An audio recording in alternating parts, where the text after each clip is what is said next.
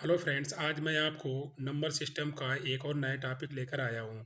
आज मैं आपको व्युत्क्रमों का योगफल तथा अंतर पर आधारित क्वेश्चन को अच्छे से सिखाऊंगा। क्योंकि टेट हो सुपर टेट हो, इस टेट सुपर टेट वाले टीचर वाले एग्जाम जो भी होते हैं उसमें व्युत्क्रमों का वाला क्वेश्चन, एक क्वेश्चन तो 100% ही पूछा जाता है। तो अच्छे से सीख लीजिए और बिल्कुल शॉर्ट तरीके से बताऊँगा, आप 1 सेकेंड में उसका आंसर निकाल सकते हैं। तो आइए क्वेश्चन को देखते हैं कि व्युत्क्रम वाले क्वेश्चन होते कैसे हैं, उसको 1 सेकेंड में आंसर को कैसे लगाएंगे। तो पहला क्वेश्चन हमारा दिया गया, दो संख्याओं का योगफल 12 तथा गुणनफल 35 है। यदि उनके व्युत्क्रमों का योग क्या होगा। तो सबसे पहले क्या करते हैं, क्वेश्चन को हम बेसिक से बताते हैं कि 1 सेकेंड में आंसर कैसे आएगा। तो पहले उसका तरीका देख लेते हैं कि 1 सेकेंड में आप आंसर को कैसे बता पाएंगे और ये आएगा कैसे, क्योंकि बेसिक भी सीखना ज़रूरी होता है।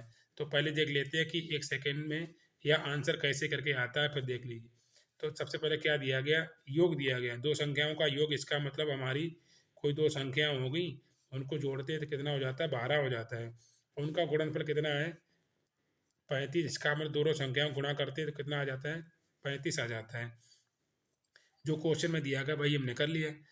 अब वो हमसे क्या कह रहा है, व्युत्क्रमों का योगफल। अच्छा, व्युत्क्रम क्या होता है, व्युत्क्रम मतलब होता है उल्टा। कोई संख्या एक दी गई होगी, उसका अगर व्युत्क्रम करते हैं तो 1/a हो जाता है। इसी प्रकार कोई दूसरी दूसरी संख्या b है, इसका अगर व्युत्क्रम करेंगे तो इसका व्युत्क्रम कितना है, 1/b हो जाएगा। अब हमसे क्या पूछ रहा है, इन दोनों का योगफल पूछ रहा है, इन दोनों व्युत्क्रमों का योगफल। तो क्या करते हैं, इन दोनों को क्या करेंगे, एलसीएम लेके सॉल्व कर लीजिए। 1/a 1/b, इन दोनों का एलसीएम लेंगे तो क्या आएगा, ए बी। इसका इसमें डिवाइड करेंगे तो क्या बी बचेगा, इसका इसमें डिवाइड करेंगे कितना, ए बचेगा।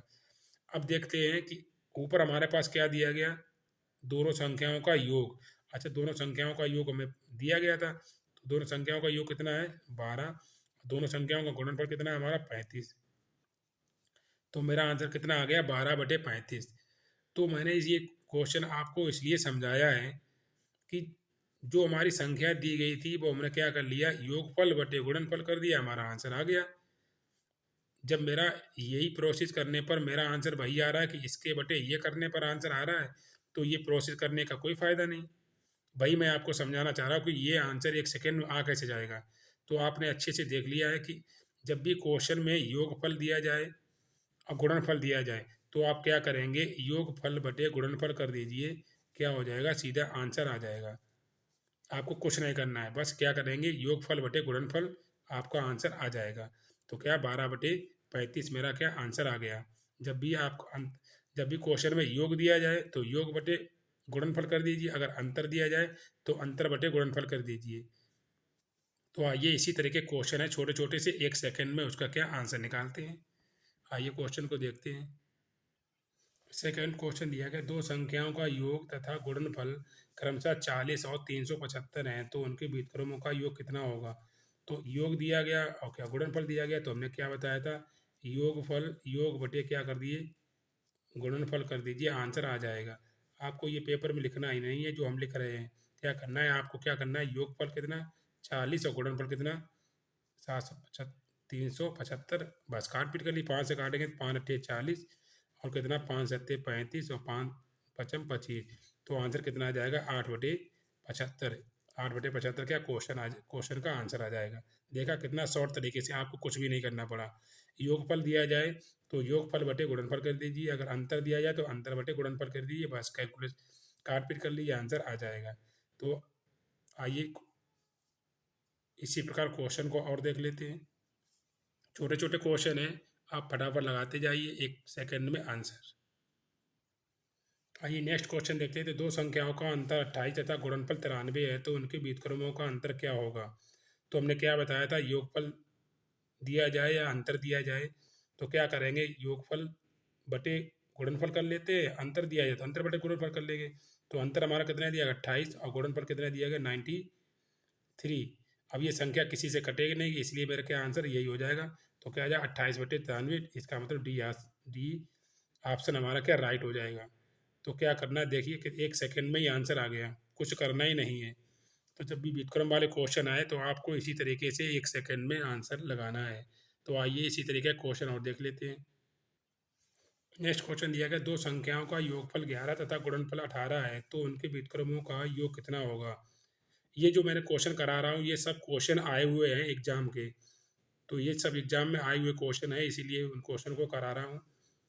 तो क्या दिया गया, योगफल बटे गुणनफल, तो इसका मतलब योगफल कितना 11 दिया गया, गुणनफल कितना है 18। अब ये किसी से कटेगी नहीं, इसलिए मेरा क्या आंसर क्या हो, 11/18। तो 11/18 इसका मतलब डी ऑप्शन क्या हमारा राइट हो जाएगा। सारे मैंने टेट सी टेट या सुपर टेट के आए हुए क्वेश्चन ही लिए हैं, तो आप इन क्वेश्चनों को अच्छे से सीख लीजिए। योगफल दिया जाए तो योगफल बटे गुणनफल कर दीजिए, अगर अंतर दिया जाए तो अंतर बटे गुणनफल, बस 1 सेकंड में इसका आंसर आ जाएगा। तो आइए इसी वीडियो का लास्ट क्वेश्चन देख लेते हैं। लास्ट क्वेश्चन दिया गया, दो संख्याओं का योग 9 और उनके व्युत्क्रमों का योग कितना 1/2 है, तो वे संख्याएं होंगी। अभी तक तो क्वेश्चन का योगफल, क्वेश्चन में योगफल देता था और गुणनफल देता था, हमसे क्या व्युत्क्रमों का योग पूछता था। बट इस क्वेश्चन में क्या दिया गया, योग दिया गया और व्युत्क्रमों का योग दिया गया। इसका मतलब क्या करेंगे, जो योग दिया जाता है इसका मतलब क्वेश्चन अगर योगफल और गुणनफल देता है तो इसका मतलब हम क्या करते, योगफल बटे गुणनफल लिख लेते, तो मेरा क्या आंसर आ जाता।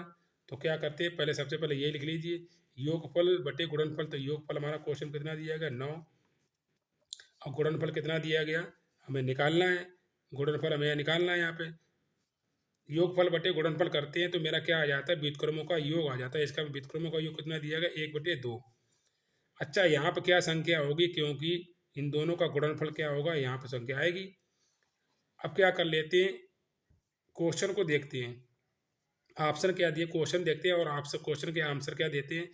ये दो संख्याएं होंगी जिनको जोड़ते हैं तो 9 हो जाता है, उन दोनों को गुणा करेंगे और काटेंगे तो कितना आंसर आ जाना चाहिए, 1/2 आ जाना चाहिए। तो क्वेश्चन को देख लेते हैं। अच्छा, इन दोनों को ऐड करेंगे तो हमारा 9 नहीं आएगा, इसका मतलब ये तो ऑप्शन कट जाएगा।